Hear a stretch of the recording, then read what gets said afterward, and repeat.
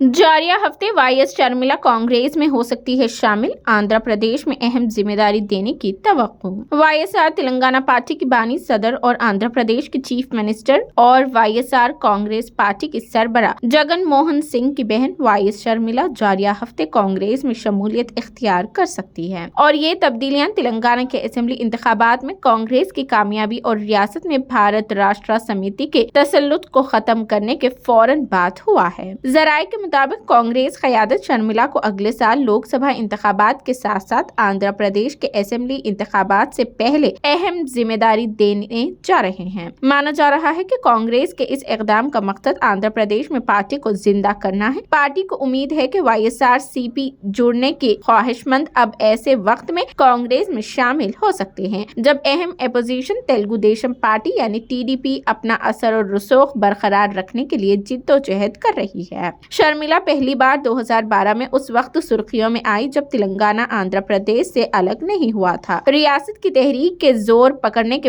पस मंजर में उनके भाई जगन मोहन रेड्डी ने कांग्रेस से अलग होकर वाईएसआर-सीपी की तश्कील दी थी। उसके साथ 18 एमएलए भी कांग्रेस से अलग होकर नई पार्टी में शामिल हो गए। इस वक्त कांग्रेस के एक रुकनी असेंबली ने भी इस्तीफा दे दिया था। उससे कई जिमनी इंतखाबात के राह हमवार हुई। वाईएस जगन मोहन रेड्डी बदउनवानी के इल्जाम में गिरफ्तार होने के बाद जेल में थे और उनकी वालिदा वाईएस जय अम्मा और बहन वाईएस शर्मिला ने उनकी गैर मौजूदगी में मुहिम की क़यादत की। वाईएसआर-सीपी ने इंतखाबात में कामयाबी हासिल की। 9 साल बाद यानी 2021 में ही शर्मिला ने कहा कि उनके अपने भाई से सियासी इख्तिलाफात है। उन्होंने इस बात पर भी जोर दिया कि वाईएसआर-सीपी की तेलंगाना में कोई मौजूदगी नहीं है। गुज़िश्ता साल जुलाई में उन्होंने वाईएसआर तेलंगाना पार्टी की तश्कील का ऐलान किया और साबिक चीफ मिनिस्टर केसीआर की क़यादत वाली बीआरएस हुकूमत के खिलाफ मुहिम चलाई थी।